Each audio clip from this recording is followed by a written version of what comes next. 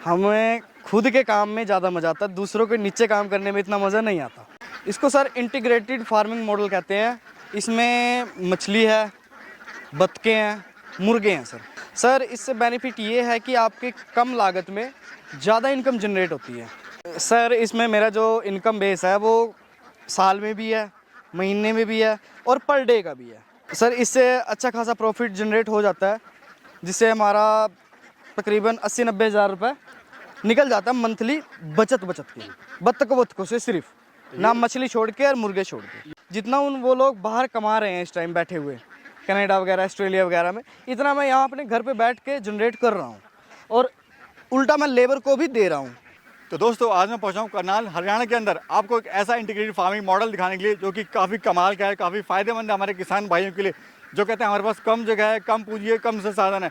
दोस्तों ये कमाल 24 साल के युवा ने किया है कि उन्होंने अपने गांव में ही पुश्तैनी ज़मीन पे ही इस इंटीग्रेटेड फार्मिंग मॉडल को अपना के अच्छा खासा महीने का प्रॉफिट ये कमा रहे हैं। दोस्तों अगर इनके गाँव की बात करें तो 80% लोग गाँव छोड़ के ऑस्ट्रेलिया, कनाडा, विदेश चले गए, लेकिन इस फार्मर भाई ने विदेश में जाकर गाँव में रहने का फैसला किया और अच्छा खासा रेवेन्यू इस फार्मिंग मॉडल को करके वो अपना रहे हैं। दोस्तों क्या ये फार्मिंग मॉडल है, कैसे आप इसको अपना सकते हैं और कैसे इस फार्मिंग की शुरुआत कर सकते हैं, तो चलिए जानते हैं इस फार्मर से, मिलवाते हैं आपको सीधे किसान भाई से। सर नमस्कार। नमस्कार सर। कैसे हो विशाल जी? बहुत बढ़िया सर। सबसे पहले अपना और अपने फार्म का परिचय दीजिए, हम लोग कहाँ पे खड़े हैं और क्या अपनी फार्म की लोकेशन है? सर। मेरा नाम विशाल है। पहले तो आपके व्यूवर्स का और आपका बहुत बहुत स्वागत है हमारे फार्म पे। और इसके बाद सर मेरी जो लोकेशन है वो पड़ती है तरावड़ी, गांव दयालपुरा, शहर तरावड़ी, डिस्ट्रिक्ट करनाल, हरियाणा। तो विशाल जी थोड़ा सा अपना बैकग्राउंड के बारे में बताइए, इससे पहले आप क्या कर रहे थे? सर जो मेरा बेसिकली बैकग्राउंड है, जो मेरे फादर साहब, उनके फादर साहब का बैकग्राउंड है वो एग्रीकल्चर से बिलोंग करता है। एग्रीकल्चर वो करते थे पहले। जब मैंने अपनी +2 वगैरह कंप्लीट की थी, उसके बाद मैं काम के तलाश में कहीं बाहर गया नहीं, मैं अपने पापा के साथ एग्रीकल्चर में ही लग गया था। सर देखो मैं जोन से लाइन से आता हूँ एग्रीकल्चर में, हमें खुद के काम में ज़्यादा मज़ा आता है, दूसरों के नीचे काम करने में इतना मज़ा नहीं आता। आगे फिर मेरी +2 ही करने के बाद कोई इतनी खासी अच्छी नौकरी मिलती नहीं है, ना मेरी पढ़ाई की आगे इच्छा थी करने की। +2 के बाद मैंने अपने पापा के साथ काम करना स्टार्ट किया। उसके बाद थोड़ा आगे बढ़ते रहे, थोड़ा साइड बिजनेस के वे में भी जाते रहे, तो थोड़ा ये हमें फार्म के बारे में समझ में आया। विशाल जी अभी हम देख रहे हैं जो फार्मिंग मॉडल है आपका, ये क्या फार्मिंग मॉडल है और इसको क्या कहते हैं और आपने क्यों ये किया हुआ है? इसको सर इंटीग्रेटेड फार्मिंग मॉडल कहते हैं। इसमें मछली है, बतखें हैं, मुर्गे हैं सर। तो इससे सर आपको बेनिफिट क्या हो रहा है? लोग तो एक ही तरह का काम करते हैं, आप लेकिन 3-3 तरह का काम कर रहे हैं। सर इससे बेनिफिट ये है कि आपकी कम लागत में ज़्यादा इनकम जनरेट होती है। वो कैसे सर? वो ऐसे होती है कि जैसे मैंने अगर बतखों को दाना डालना है, मैं दाना बतखों को डाल रहा हूँ, उसके साथ खाएंगी मुर्गियाँ भी। कॉस्ट तो मेरी वही है, जो मैं बतखों को फीड दे रहा हूँ, उसके साथ मुर्गियाँ भी फ्री की पल रही हैं, ठीक है। और वही बत्तख जा रही है पानी के तालाब में, जैसा आप देख रहे हैं हमारा तालाब। इस तालाब में जाने के बाद वो वहीं पे नहाती धोती अपना वेस्टेज वहीं कर रही है पानी में। पानी में हमने मछली वो वाली छोड़ रखी है जो पानी को साफ़ करती है, जो दूसरे के वेस्ट पे पलती है। तो इससे हमारा पानी भी साफ़ हो रहा है और ऊपर से इसकी वेस्टेज भी बतखों की ख़त्म हो रही है और इससे हमें मछली का भी उत्पादन मिल रहा है। यानी एक समय में आपने 3-3 काम किए हुए हैं? हाँ जी सर। अच्छा सर, ये जो प्लान आपने किया हुआ है, ये आपको कहाँ से आइडिया आया और कैसा आपको इस प्लान का बारे में पता चला? सर ये प्लान मैंने देखो कहीं देखा नहीं था। ये प्लान मैं सिर्फ बतखों के बारे में जानकारी थी मुझे कि बतख का फार्म होता। जब मैंने ये तालाब बनाया था तो ये थोड़ा सा गहरा बन गया था, तब किसी सज्जन मित्र ने हमें सलाह दी कि इसमें मछली छोड़ लें। हमने तब इसमें मछली छोड़ ली थी, तो उसका रिस्पॉन्स हमें अच्छा लगा और उसके साथ थोड़े बहुत मुर्गे हमने जो मेरे घर पे पहले थे वो मैंने इनके साथ ही छोड़ दिए थे, तो उनकी भी इंटीग्रेटिंग इनके साथ बहुत अच्छी बनी। सर ये बताइए जो प्रोसेस है काम कैसे करता है और क्या इससे बेनिफिट हो रहा है? सर इससे बेनिफिट भी अच्छा हो रहा है। ये प्रोसीजर ऐसा है कि जैसे बतख दाना खा के पानी में जा रही है, ये इसमें बीट कर रही है, बीट खाने के बाद मछली तैयार हो रही है। मछली को हम एक्स्ट्रा कुछ नहीं डाल रहे, मछली को नहीं डाल रहे और ना ही हम मुर्गे को डाल रहे हैं। मछली हम साल में एक ही बार निकालते हैं इसमें से, और वो नवंबर के महीने में निकालते हैं, तो उससे भी हमें अच्छी साइड इनकम हो जाती है बतख के अलावा। ये सर जो आपका मॉडल है फार्मिंग मॉडल, इसमें रेगुलर आपको इनकम जो है कैसे होती है? जैसे बाकी फार्मिंग मॉडल की बात करें तो 2 महीने में 3 महीने में इनकम होती है जब माल बिकता है या मछली का हार्वेस्टिंग होती है, तो इसमें आपको कैसे कमाई हो रही है? सर इसमें मेरा जो इनकम बेस है वो साल में भी है, महीने में भी है और पर डे का भी है। अब साल का ऐसा है कि जैसे हम नवंबर में मछली निकालेंगे इसमें से, वो साल की इनकम होगी, ठीक है। और मंथली ऐसा है जैसे हम मीट सेल आउट करेंगे, जो मेरे मंथली बैच पड़ते हैं मीट के लिए, वो महीने की इनकम होगी। और जो मेरा अंडे का है वो उसके डेली की इनकम है।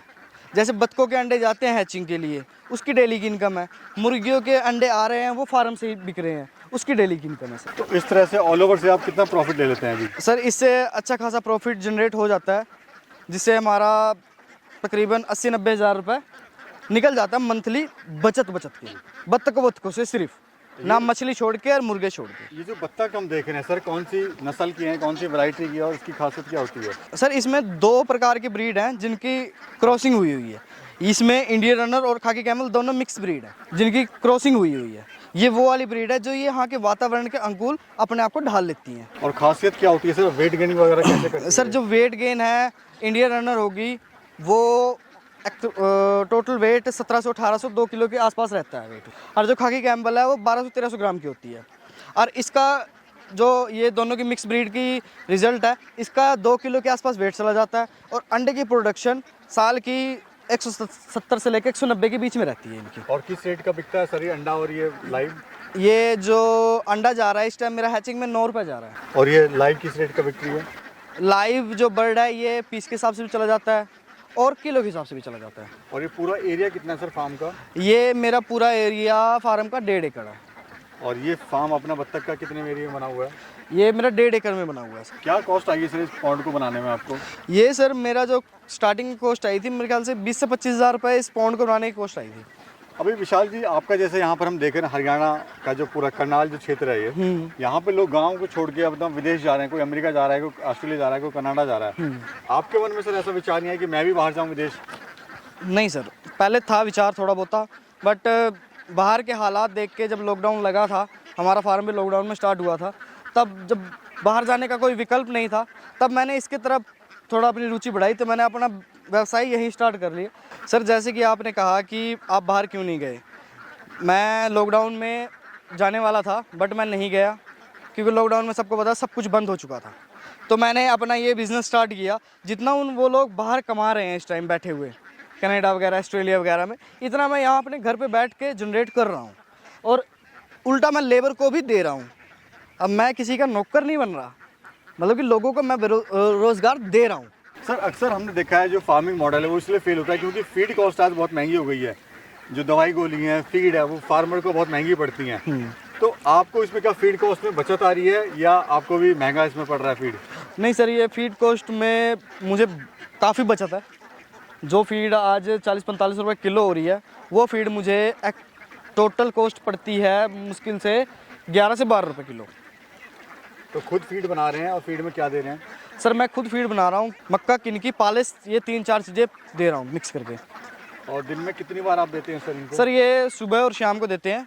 सारा दिन इनके साथ अंडा रहता है, जो हैचरी वैसे वेस्टेज आता है हमारा। अच्छा, इससे भी आपकी जो कॉस्ट कटिंग है वो कम होती है फीड? हाँ जी सर, जो ये हैचरी से हमारा अंडा आता है इससे बहुत ज़्यादा कॉस्ट कटिंग हो जाती है।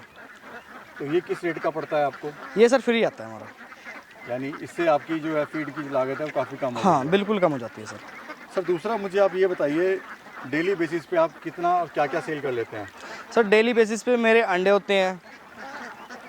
ये अंडे बत्तखों के 700 से 1000 के बीच में अंडे रहते जाते हैं। कभी 700 आ जाते हैं, कभी 800 आ जाते हैं, कभी किसी दिन प्रोडक्शन घट भी जाती है किसी रीजंस की वजह से, कभी 500 भी जाते हैं।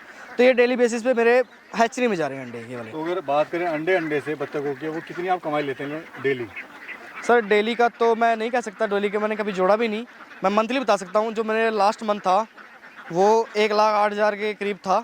जो मेरी उस टाइम बत्तख भी 500 थी, 12,000 समथिंग अंडे थे मेरे, तो उससे 1,08,000 रुपये जनरेट हुआ, जिसमें से मेरा खर्चा तकरीबन यही 40 से 45,000 रुपये था फार्म का। जी, तो यहाँ पे सर हम देख रहे हैं अभी आपने जो शानदार फार्म बनाया हुआ है, तो आपने इसकी ट्रेनिंग वगैरह कहीं ली थी या कैसे आपने इसकी शुरुआत करी? सर ट्रेनिंग तो मैंने कहीं नहीं ली थी, बट ये है कि जहाँ पे ये पल रही थी मैं 1-2 बार वहाँ पे जाके थोड़े बहुत गुण उनसे ले आया था। उसके बाद मैंने 4 साल हो गए हैं मुझे। 1-2 साल बंदा जब करता है, जितनी मर्जी कोई ट्रेनिंग ले ले, जब वो खुद करता है ना तो उसे खुद पता लगता है कि रियल प्रॉब्लम क्या है और उससे कैसे डील करना होता है। अब मुझे 4 साल हो गया, मुझे इनकी हर बीमारी का पता है। वैसे तो इनमें बीमारी कोई आती नहीं है, नॉर्मल आती है जुकाम खांसी वगैरह की, जिसे नॉर्मल हमारी भाषा में नॉर्मल जुकाम खांसी कहते हैं, साइंटिफिक भाषा में कुछ और कहते हैं, मुझे उसके बारे में पता नहीं है। सर अगर इसको कंपेयर करें बत्तख पालन को देसी मुर्गी पालन से, तो आपकी नज़र में बेस्ट कौन सा है और क्यों है? सर देखा जाए, अगर बत्तख फार्म से मुर्गी फार्म को कंपेयर कर रहे हो तो उसमें रीज़न है। बत्तखों मुर्गी में कोई सी भी हो, चाहे वो बॉयलर की हो चाहे वो देसी हो, उसमें वैक्सीनेशन बहुत ज़्यादा इम्पोर्टेंट है, उसमें भी खर्चा होता है और उसको आप कुछ भी खिला नहीं सकते। मेरे यहाँ पे आप घास भी देख रहे हैं पड़ी हुई है, जो मैं बाहर से लेके आके के डाल देता हूँ इनको।